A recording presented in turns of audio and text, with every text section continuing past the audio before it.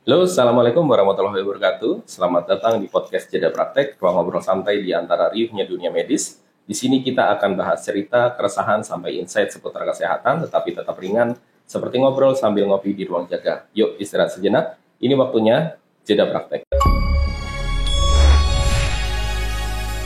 Kita sering mendengar tentang dokter bedah, tetapi di ruang operasi itu ada dokter spesialis anestesi, yaitu dokter bius yang perannya sangat vital dalam proses operasi itu sendiri.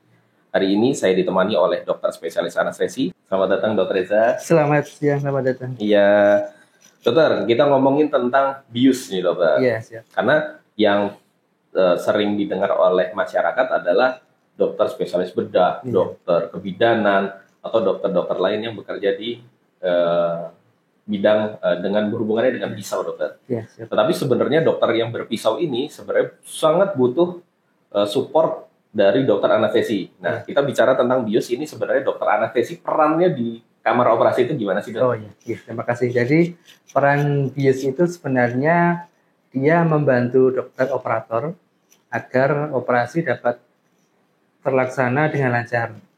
Nah, di situ kita membantu untuk memberikan obat-obatan atau istilahnya obat bius, di mana saat dilakukan operasi, misalnya diiris atau diberikan tindakan yang menyebabkan efek mual muntah, misal dimasukkan alat dari hidung, dimasukkan alat dari kerongkongan ke lambung kayak endoskopi, kadang memerlukan tindakan bius supaya pasien merasa nyaman. Jadi peran di sini itu sebenarnya kita membantu operator agar terlaksana proses operasi dengan lancar dan juga pasien tidak merasa nyeri, pasien tidak merasa cemas dan takut karena tindakan tadi kan pasti mempengaruhi psikis dari pasien. Makanya kita memberikan obat-obatan, persiapan agar pasien yang pertama nyaman, dia tidak sakit dan juga tidak takut, dan juga pasca tindakan pasien tidak nyeri dan juga menghilangkan ketakutan tadi. Jadi dibagi menjadi 3 dari sebelum kita periksa pasien, selama operasi, dan setelahnya. Itu Baik, dok, kalau tadi kan supaya tidak takut ya, dok ya, atau setelah operasi supaya pasiennya tidak nyeri. Ya. Nah, ketika pasien itu ditidurkan, dok, itu sebenarnya pasien itu bisa nggak sih, dok? Kalau misalkan tanpa obat nyeri gitu, tetapi pasien sudah tidur gitu, dok. Itu emang pasien masih ngerasa sakit ya, dok ya? Untuk dari sisi pasien, mungkin tidak karena dia tidur kan. Ya. Tapi kita dari monitor, dari melihat monitor selama operasi, kita akan melihat ada peningkatan tekanan darah, peningkatan dari denyut nadi, itu menandakan bahwa sebenarnya pasien merasakan nyeri. Makanya kita harus memberikan obat-obatan agar monitoring juga terlaksana dengan baik, dia tidak merasakan nyeri, walaupun secara pasien tidur dia nggak merasakan nyeri. Tapi dari vital sign jika kita paksakan akan membebani dari organ-organ vital yang lain. Misal organ paru, organ jantung, nanti tensinya naik, nadinya cepat kan akan membebani ya ke beban jantung tadi. Makanya kita berikan obat biar organ-organ tidak terbebani, pasien juga tidak merasakan nyeri saat operasi dan pasca operasi. Jadi rupanya pasti masih merasakan ya, dok ya. Cuman tidak dalam bentuk dia sadar kesakitan, nangis itu enggak, karena dia udah tidur. Ya, akhirnya tensinya yang naik atau nadinya yang naik. Iya, ya, pasti akan membebani organnya juga kalau kita tangani. Dok, monitornya apa aja sih, dok, ketika misalkan ada pasien yang lagi dibius untuk operasi, itu monitornya apa aja, dok? Jadi sebelum pasien dimulai operasi, biasanya pasien akan dimasukkan di ruang penerimaan. Di ruang penerimaan itu saat operan pasien dengan perawat inap kamar bedah akan dilakukan proses operan. Di situ pasien akan kita periksa dari tekanan darah, kita periksa nadi, dan kita periksa saturasi oksigen. Akan dinilai apakah pasien ini memerlukan obat tambahan dulu sebelum dia di kamar operasi. Nah, di kamar operasi, monitor utama kita yaitu monitor tadi, monitor tekanan darah, monitor kecepatan nadi, monitor jantung, atau istilahnya EKG, tapi yang kita pasang real time, jadi selama operasi dia akan terbaca langsung, nggak cuma yang sekali print, dia akan monitor terus, dan juga saturasi oksigen. Di situ penting karena kita harus menjamin kelancaran operasi dan juga stabilitas dari vital sign pasien yang mencakup saturasi, tekanan darah, nadi, agar tidak bergejolak dan tidak membebani organ tadi. Mari kita jaga dalam mering normalnya pasien. Jadi misal pasien dengan darah tinggi yang biasa tensinya 170, 160 ya kita kurangi maksimal 20-25%. Dari tensi modalnya dia. Oh, dari modalnya ya. Jadi misal dia terbiasa 160 ya kita jaga paling enggak sekitar 130, 120.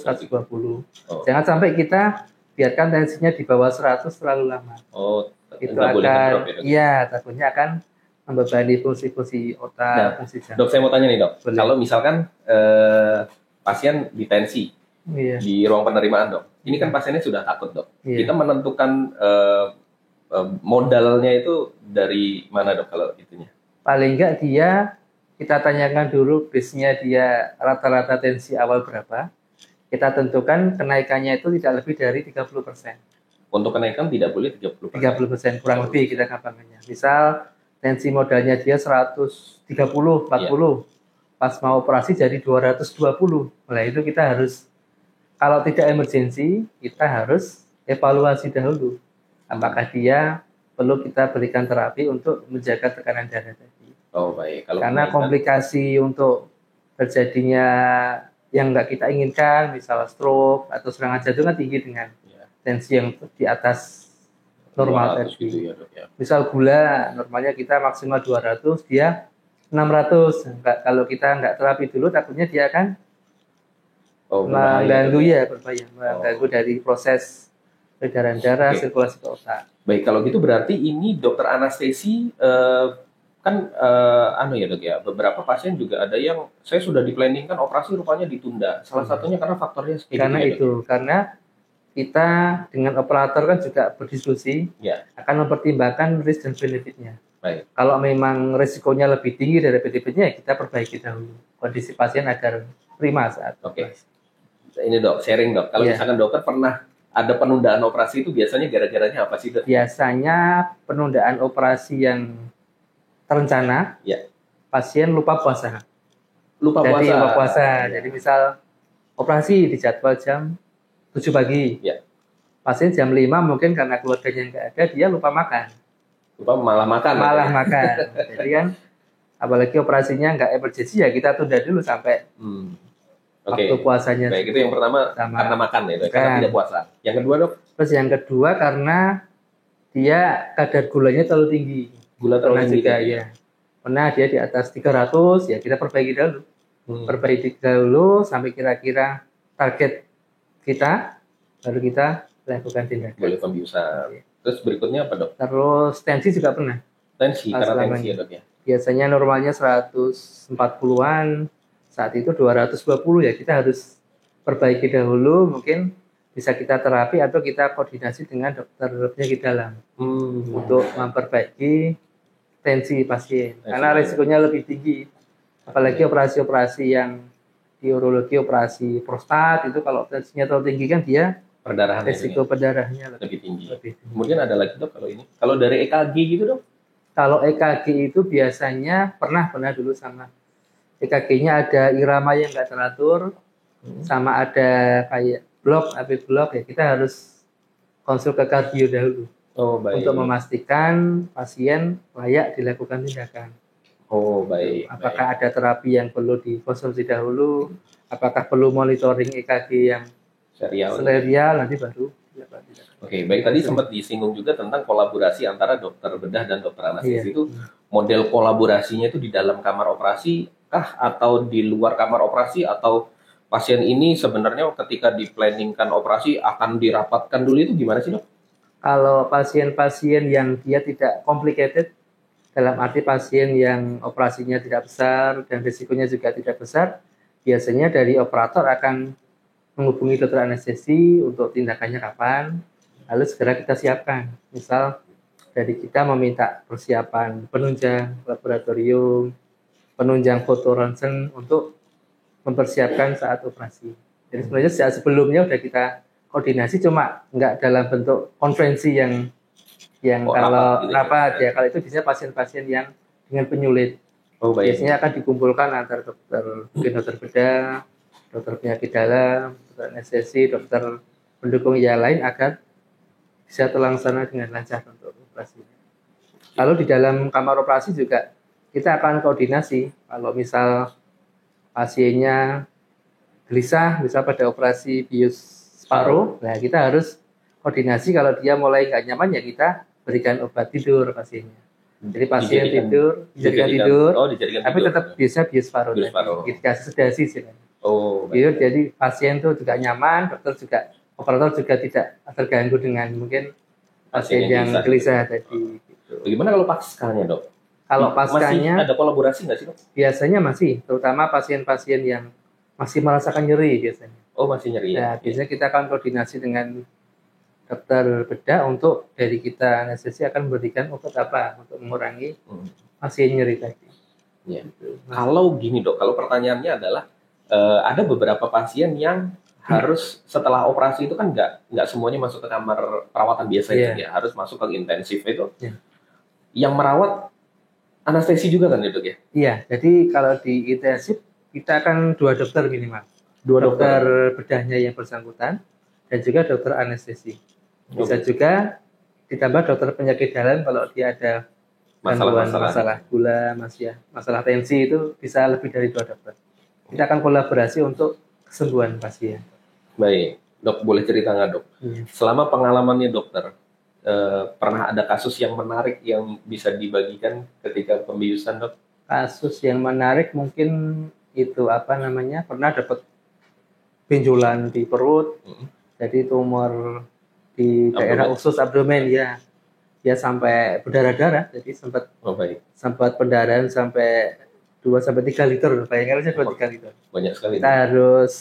Tapi alhamdulillah sudah kita persiapkan pasien diinfus 2 jalur, kita udah siap darah 3 pas itu, langsung kita masukkan dengan pompa gitu. Jadi ya minimal pasien nggak kehilangan darah semua. Nah, ini kan ceritanya kan kemarin kan kita ada pasien juga nih, Dok. Mau dioperasi, rupanya karena perdarahan itu HB-nya diperiksa. Saya cek itu kemarin kan 6 nih, Dok. Bahkan sampai transfusinya kita kemarin sampai 6 ya, Dok. Sampai 6 total sampai 6 pasien. Nah, itu kalau dari misalkan, Dok, ini terkait dengan yang tadi kita bicarakan penundaan operasi, Dok. Misalkan HB-nya sekarang tidak ideal. Misalkan HB-nya sudah jauh dari 10, Dok. 6, 5. Itu gimana itu, Dok? Kita kembali ke risk benefit tadi, Dok. Jadi, misal pasien pendarahan HB-nya 6. Kalau kita tunda tambah, pendarahannya tambah banyak. Jadi yang penting kalau masih ada pendarahan ya kita siapkan darah, kita masukkan dulu yang bisa kita kejar, sambil kita persiapkan lagi darah cadangan. Jadi di dalam meja operasi, tetap operator akan mengontrol darahnya biar nggak keluar lagi, kita memasukkan darah. Jadi itu risk benefit. Kalau risknya lebih besar, kalau kita nggak kerjakan ya kita kerjakan. Berapapun HB pasien, yang penting kita sudah edukasi ke keluarga pasien kalau ini operasi risiko tinggi, kalau nggak dikerjakan juga taruhan nyawa pasien, makanya kita ikhtiar sebisa mungkin untuk dikerjakan, tapi kita persiapkan untuk darahnya, kita persiapkan akses infusnya biar adekuat. Iya, Dok. Nah, kalau dari pengalamannya dokter, kira-kira dari misalkan dari 100 operasi nih, Dok, berapa persen sih, Dok, kira-kira yang akan mengalami penundaan operasi gitu? Kalau penundaan untuk angka pastinya mungkin nggak banyak sih, Dok ya. Nggak banyak ya? Mungkin dari 100 pasien itu paling 2-3 pasien. Oh, nggak banyak. Nggak banyak ya, Dok ya? Karena dari persiapan poli itu operator sudah mulai kayak memilih pasien-pasien mana yang akan layak dilakukan operasi. Misal pun dia perlu evaluasi, misal dia konsumsi obat pengecer darah atau apa, pasti akan dijelaskan di poliklinik bahwa dia harus stop dahulu, mungkin bisa dilakukan tindakan 5 hari setelahnya. Jadi sebenarnya dari operator sudah disaring. Jadi nggak sampai yang penundaan kan juga waktu dan pasien juga jadi mundur kan. Nah, bicara tentang tadi pengencer darah. Kalau dari anestesi kan, kalau pengencer darah hubungannya dengan perdarahan durante operasi. Durante. Kalau dari anestesi itu sendiri kira-kira ada ininya nggak sih, Dok? Ada hubungannya nggak sih, Dok? Kalau dari kita sih teknik anestesi tidak. Cuma nanti berhubungan ke pasca tindakan. Misal operasi prostat, Ya. dia konsumsi obat penggeser darah kayak clopidogrel atau aspilet yang dia akan mempengaruhi fungsi jantung sama otak, bisa Ya. stroke sama kardiak Ya. biasanya. Nah itu kalau operasinya prostat kita akan melihat risk benefitnya. Kalau prostat jelas dia dikerok. Betul, Dok. Nah kalau dia dikerok konsumsi obat itu kayak pengentalan darahnya akan berkurang dia. Betul. Jadi encer sehingga risiko pendarahannya tinggi. Nah itu memang kita harus komunikasikan bahwa obat di stop dulu karena risknya lebih banyak kalau kita nggak stop. Tapi kalau operasinya yang minimal pendarahan seperti URS atau apa kita tidak masalah tidak di stop karena risiko pendarahannya lebih minimal. Kalau di stop juga risiko untuk kardiak dan stroke-nya akan lebih tinggi. Ya kita akan melihat jenis tindakannya. Kalau tindakannya operasi terbuka open ya memang harus kita stop. Kalau nggak nanti lebih baik pendarahannya ya lebih baik di stop. Tapi dengan konsultasi dengan dokter sebelumnya, misal kardiologinya atau neuronya kita akan minta dia konsultasi. Oh, jadi sebelum operasi itu ya Dok ya. Kayak kita konsul untuk toleransi operasi. Toleransi operasi apabila obat ini di stop seperti apa Dok? Baik. Dok, kenapa sih Dok kalau anestesiolog itu cuma dinilainya ketika pasiennya sedang tidur Dok? Karena pekerjaannya ini banyak sekali Dok. Sebenarnya nggak cuma pas tidur aja kan, pas sebelumnya udah kita periksa. Betul. Periksa pun juga kita lihat keseluruhan dari ujung rambut, mata sampai kaki kita lihat semua. Kira-kira ini pasien ada penyakit apa ya kita harus siap dengan itu. Saat itu juga pasca dong, jadi 24 jam itu masih kita yang bantu juga. Jadi nggak cuma saat operasi aja. Kita menilai sampai dengan operasi selesai apakah pasien kesakitan, apa pasien gelisah ya kita harus bantu memberikan terapi. Dok, ada nggak sih Dok kalau misalkan pasien yang setelah operasi nih Dok, terus dia akan kontrol ke dokter bedahnya. Ada nggak sih kontrol ke dokter anestesi itu ada nggak sih? Untuk kontrol jarang ya. Biasanya kita akan melihat jika ada keluhan pasca 24 jam pertama aja. Kalau sampai pulang tuh jarang sekali kan kita nggak ada polianestesi kan, jadi biasanya sebelum dan setelah pasca tindakan aja. Oh, jadi selama rawat inap lah ya. Kalau kontrol pasca belum. Baik dokter, ini rupanya informasinya menarik sekali. Mungkin akan kita sambung di episode berikutnya dokter. Terima kasih banyak atas informasinya. Baik, terima kasih yang sudah mendengarkan podcast Jeda Praktek hari ini. Rupanya peran anestesi ini sangat vital dan sangat besar sekali. Bukan cuma ketika kita ditidurkan atau ketika pasien itu sedang menjalani operasi, tetapi ada penilaian dari sebelumnya, bahkan ada penilaian setelah operasi. Terima kasih sudah mendengarkan podcast ini. Jangan lupa di-share episode ini dan dibagikan ke teman dan keluarga kalian. Sampai jumpa di episode berikutnya. Wassalamualaikum warahmatullahi wabarakatuh. Waalaikumsalam.